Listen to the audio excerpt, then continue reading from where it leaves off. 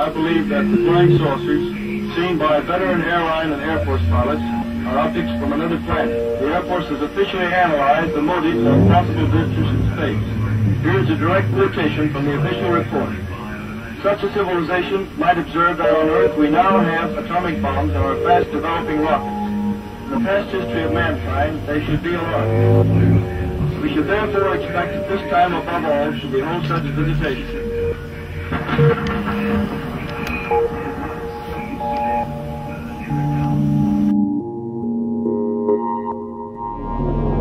Sort of increases the features of things, obviously around the device.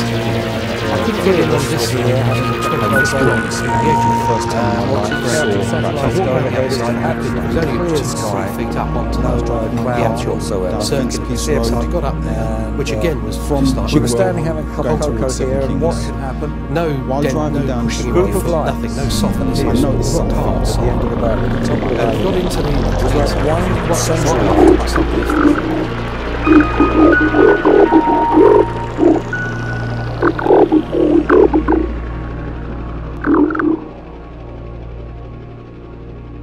My name is Mark Wallace, and today I'm going to explain to you about something that happened about a year ago when I had an experience and for the first time in my life saw about 50 unidentified flying objects.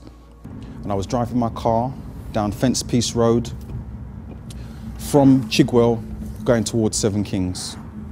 While driving down this road, I noticed something in my peripheral vision. So I glimpsed to the side because I'm driving straight, so I can't really, drive straight and be looking like that. So I'm driving and I'm like this, and I'm like, what, you know what I mean? I got to these traffic lights coming up here, which is just more or less the corner of Fence Piece Road and Chigwell Road, and I turned right into this same petrol station here and came in right here behind where this white vehicle is here. Now, I parked up and I actually picked up the fuel pump and put it into my car, and at that point, for some reason, I'd forgotten about the orange light that I'd seen in the sky. I'd say I pumped maybe about only 50 pence into my fuel tank when I noticed that right there I saw about 7 people standing over there, and they were looking up in the sky in this direction, in between those trees, and they was pointing up in the sky. At that point I looked up and I could see 3 orange lights in a triangle formation, another 3 here and another 3 right there, and there was another 6 that had come off in that direction in triangle formations of 3. Now, after that point there, I realised that a line of people was starting to go behind me because I hadn't pumped my fuel. So I finished, I pumped my fuel, went into the petrol station, paid for my petrol, drove out the spot. There were still people there watching. I got to here, turned right as I'm about to, went straight through these lights, got to here, and I thought to myself, hold on a minute, let me phone my friend and see if he can see what I'm seeing. So I've got out of the vehicle right here. Now this was realistically about 10 to 15 minutes after the first sighting. The sky was littered with them, literally in rows of 3. I called my friend Trevor and asked him if he could see what I was seeing. He said that he couldn't. It's only at that point that I realised, I should record some of this. And it's at that point that I walked basically to the corner and I started recording, and that's where you see my footage from, where you see the edge of the petrol station. You can see them coming up. By that time, about at least 40, 45 had passed at least. I stood right here.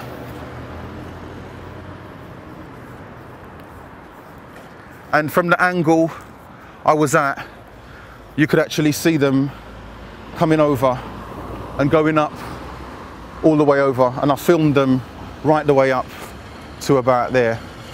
All in all, the sighting lasted about 20 minutes at least. It was 15 minutes before I even started recording.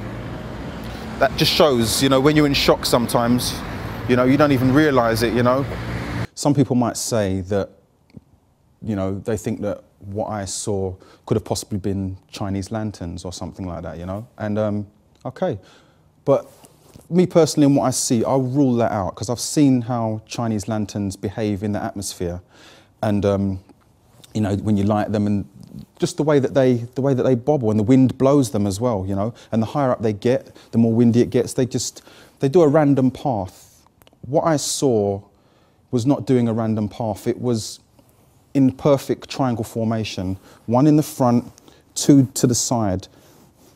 If I had a massive ruler, I could have gone and drawn a perfect triangle. That's how in alignment they were, you know.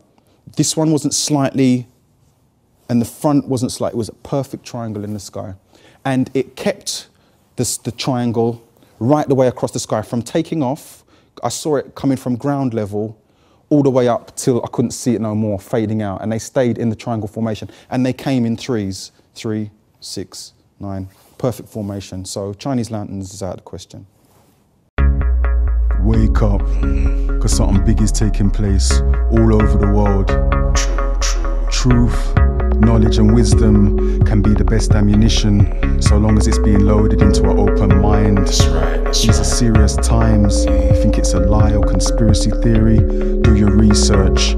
Go to YouTube, check out Zeitgeist, also New World Order, not forgetting Freemasons and Illuminati, Philadelphia experiments, the Montauk Project, also the Blue Beam Project, radio, media, subliminal mind control that the government is going on with, right down to the toothpaste with the fluoride as a mind suppressant. Open your eyes.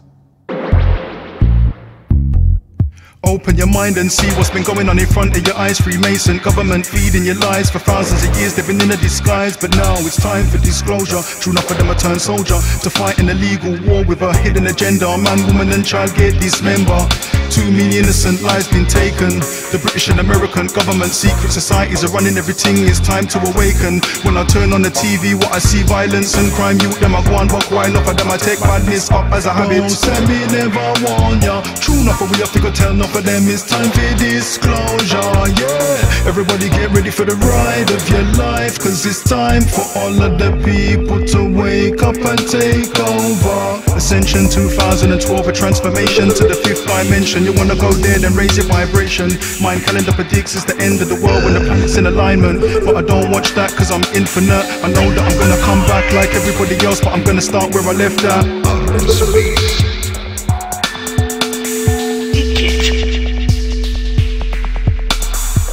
We are all intrinsically connected. That's why the government wanna separate us. Enough confusion and a lot of chaos, so lower everybody's self-esteem, cause EU stands for nothing, will fall for anything. We're all of the indigo children. We gotta rise up, deal with the situation before it's too late. Too much destruction. Grace, Draco, Syrians, Palladians, not forgetting humanoid reptilians. Not all of them are bad. Some are working for the interest of the human, but not for them in a Babylon system. Engineer every war and recession. Not for them never knew that President Bush and Barack Obama are cousins. Don't say me never warn ya. True enough for we have to go tell enough of them. It's time for disclosure, yeah. Everybody get ready for the ride of your life, cause it's time for all of the people to wake up and take over.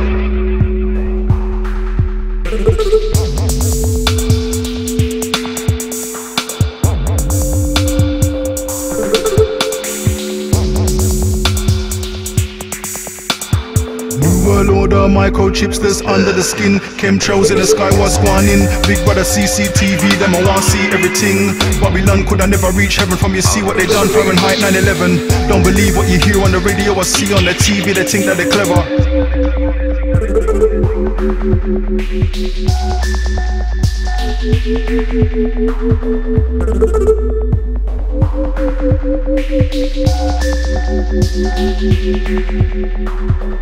Don't say me never warn ya. True enough, we have to tell enough of them. It's time for disclosure, yeah. Everybody get ready for the ride of your life, cause it's time for all of the people to wake up and take over. Don't say me never warn ya. True enough, we have to tell enough of them. It's time for disclosure, yeah. Everybody get ready for the ride of your life, cause it's time for all of the people to wake up and take over. Yeah, for real. It's time for the masses to take control of your own mind, body and soul. See? Wake up. Big up Neil Anthony. Earth leakage trip.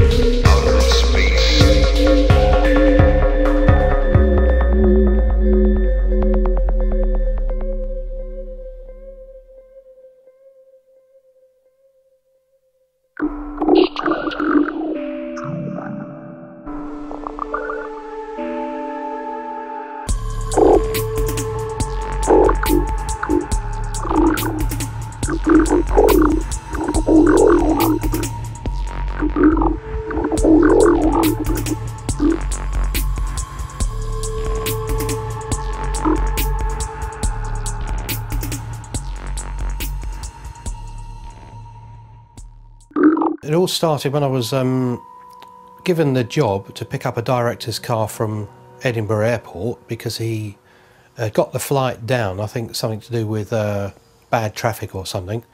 So I had all day to plan, and I knew that coming from Edinburgh I'd pass Otterburn Ranges. Got to Otterburn quite early in the morning. I was doing the register for the Abbott self-propelled gun at the time, and I knew there was 3 or 4 Abbotts on there, but also there was Second World War target vehicles which they use for the RAF to bomb, etc. I left the car near the base at the bottom. I'd walked along to one of the other entrances in. I think there's like a Harrier airport there where they pick bombs up from rather than go back to base.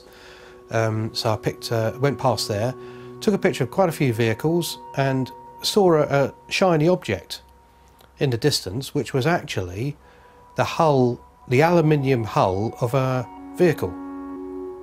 And when I got there, yes, it's sure enough, it was a Scorpion type vehicle, which was really corroded aluminium. So I thought, oh, you know, it's nice, took a picture. Carried on, and there was quite a few other ferrets, and I thought, well, one day I'll do a ferret website. So I saw this, what looked like a huge lump of aluminium sticking out of the bank, and wasn't sure how big it was till I'd actually got to it. But when I looked at the watch, basically the camera had stopped working, the video had stopped working. It didn't look like, as I got closer, it didn't look like anything that should be, that we know about, army wise.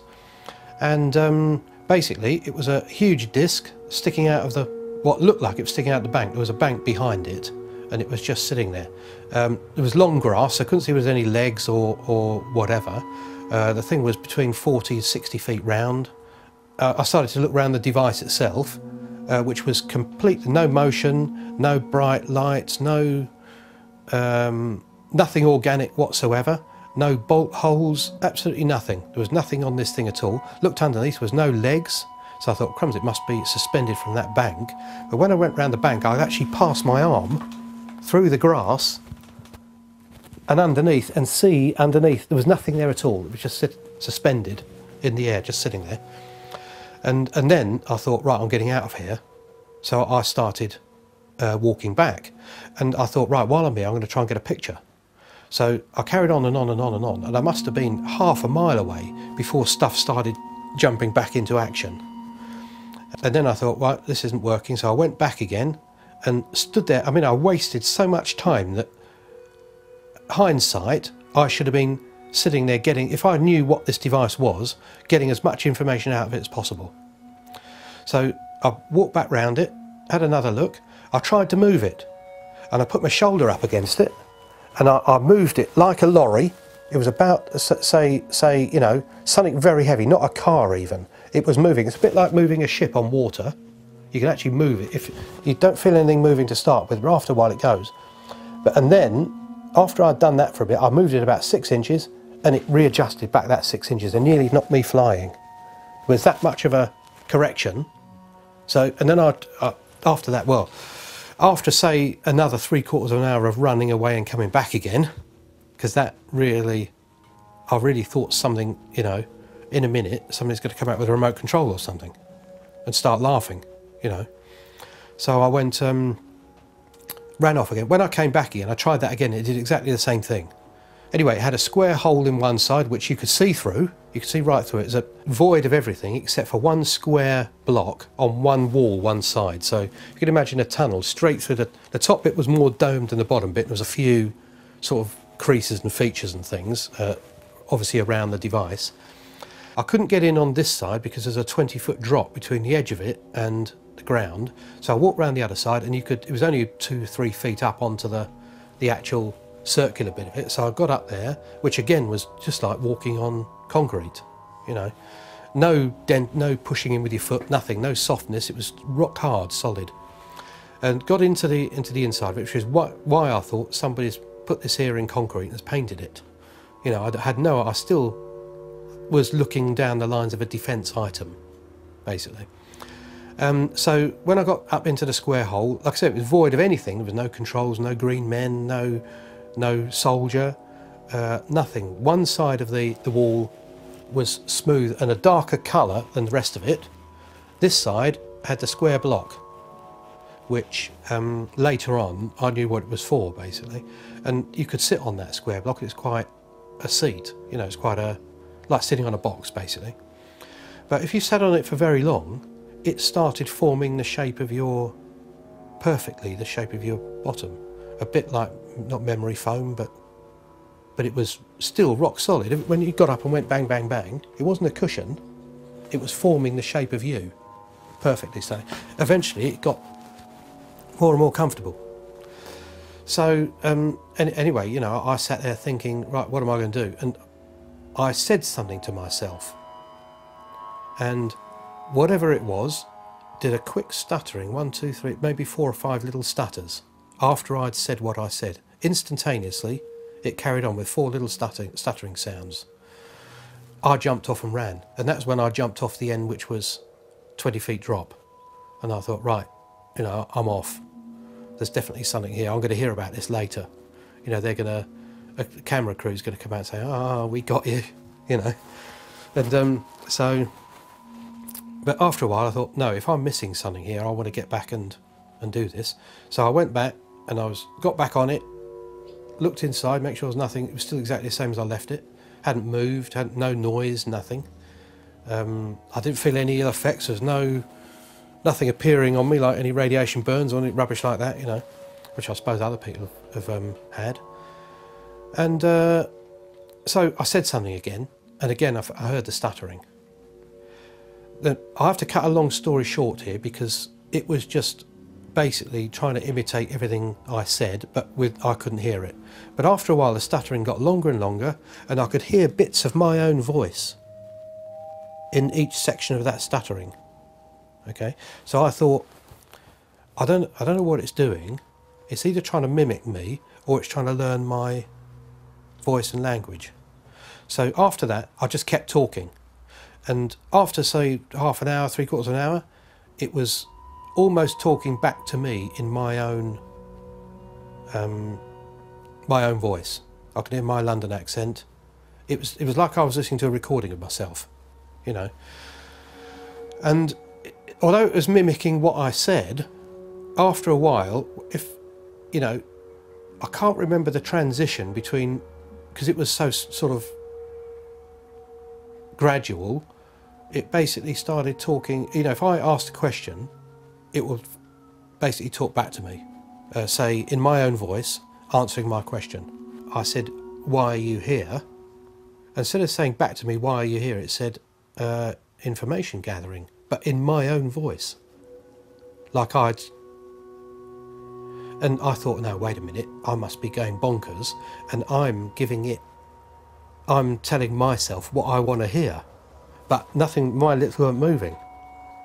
no effects, no echo, nothing in my head, and there was no sound whatsoever like hissing sound or tape sound, which made me think, my God, if they have done a hoax, it's seriously elaborate, because I can't hear any recording noise, no tape noise, no digital clicks or, you know, nothing. There's nothing here at all. Just my voice, like I was talking to myself, except my lips weren't moving. And I actually physically held my lips a few times, like that, to make sure it wasn't me talking. Because I really did think, you know, I'm going mad, I'm going bonkers. I've heard, you know.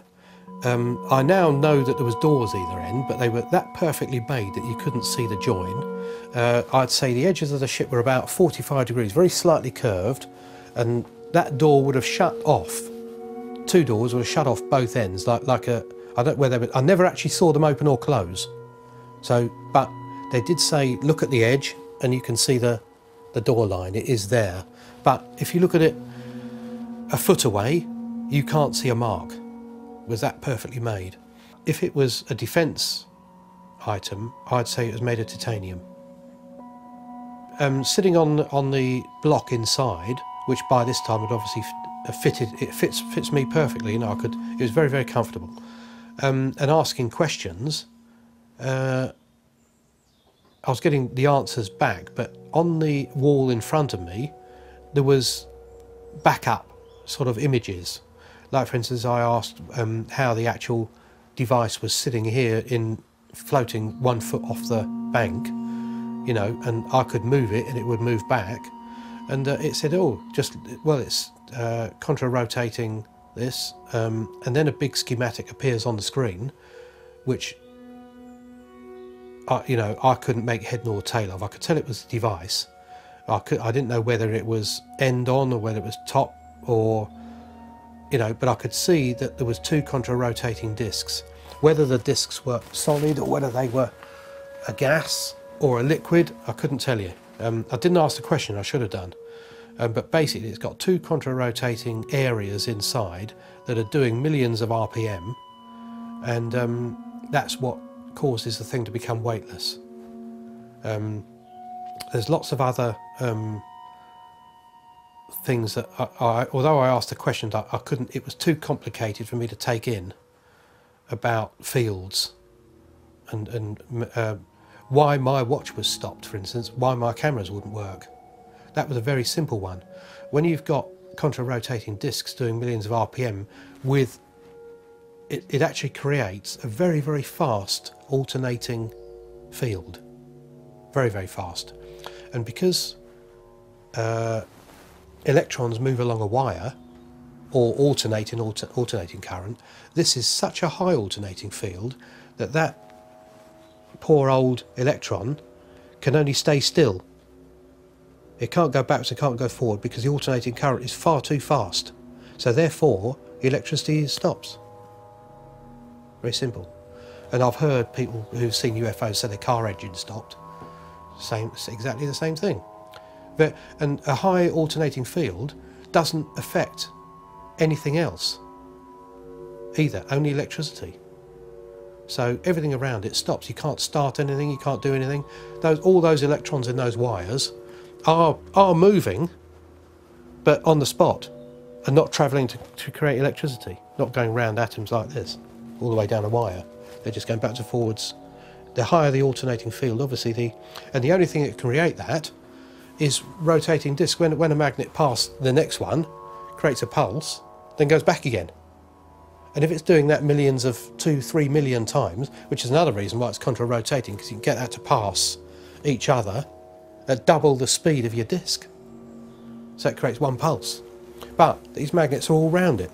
There was, on the schematic, there was like dinner plate size objects all round, which I assume were fixed magnets, and the other magnets on the discs were, no, they're fixed magnets on the discs, and the top ones are electro. So you can actually spin the unit up using just power. But because there was no plugs or anything on the side, I said, where's the plugs to put electricity in to spin it up? They said, no, it's done in the magazine. When it gets to the top of in the mothership, in the magazine, there's 2 things that go on it, and they spin it from the outside. And when it's at so many million RPM, which, again, if you ask how long does that take, can't answer you because there's no time. Time was forgotten whenever it left its planet. See? And the funny thing was, I said, you know, where's your planet then? And it had gone millions of years ago. It had been destroyed, you know. And they said, well, these things are coming and going all the time. And the mothership, well, this system is fully automatic. There's no, the actual device comes down, gets all the information it wants and goes back again, and that's it, then the mothership moves on. It's all fully automatic. But it's transmitting all its findings the whole time. Even the mothership is transmitting all its findings. So if anyone comes into range of that transmission, it can learn information about another part of the galaxy. And they're all, well, whoever's involved is sharing information. But they say we out here are stuck out in the middle of nowhere, whereas other places, there's hundreds of planets with people on. Yeah. We're stuck in the middle of nowhere. Basically, I did ask a lot of questions about other aliens and who might have come to see us, etc. And the diversity is absolutely incredible.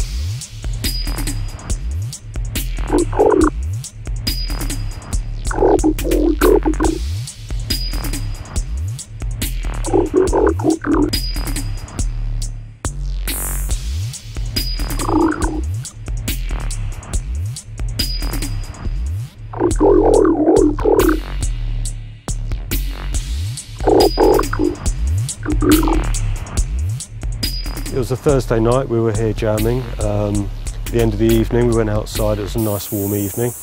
Went into the garden to chill out, and as soon as we got into the garden, up in the sky, it was 3 bright spotlights in a triangle formation. Extremely bright, brighter than everything else in the sky. They quickly started fading as soon as we looked at them, but I happened to have a night vision scope in my hand, by coincidence. Looked up at the triangle, and as I heard Neil say, it's gone, they'd faded quite quickly. I could still see them in the scope. And they swiftly moved upwards and faded away, possibly tilting at the same time, but always staying in formation and equidistant to each other. The 3 lights didn't have anything solid between them, you could see through it, and there were stars behind it, so it wasn't a solid form, but they looked linked. And that was it. Kind of quite exciting, really.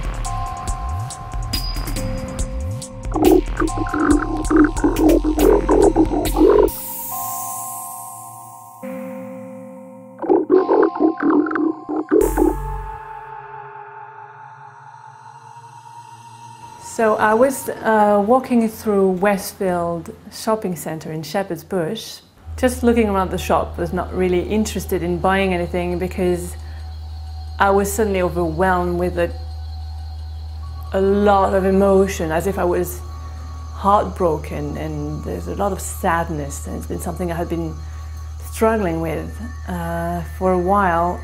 And after this outburst of emotion inside me, suddenly it got very quiet, and I got in a very serene state. It was like bliss. And I kept on walking, and suddenly I perceived around me a circle of 4 or 5 beings who I perceived with a mix of vision and feeling. It was a bit in between, and they were maybe 2.5 meters high, all made of white light, and they were looking down on me with a lot of compassion and love and admiration as well. And it was so weird and so surprising. I never had this kind of experience before. So tactile anyway. And then it vanished, and I was so overwhelmed I had to sit down after a few steps. And I don't know who those beings are or how to call them, but the biggest gift of that experience was the feeling that I was admired by what I perceived to be higher beings. I was being admired for being human, for choosing to come down here. And that really counterbalanced a lot of feelings of low self-esteem or downsizing that I could have when you can get a bit depressed. And that gave a completely different perspective on my life and my presence here. So it was really a gift, yeah.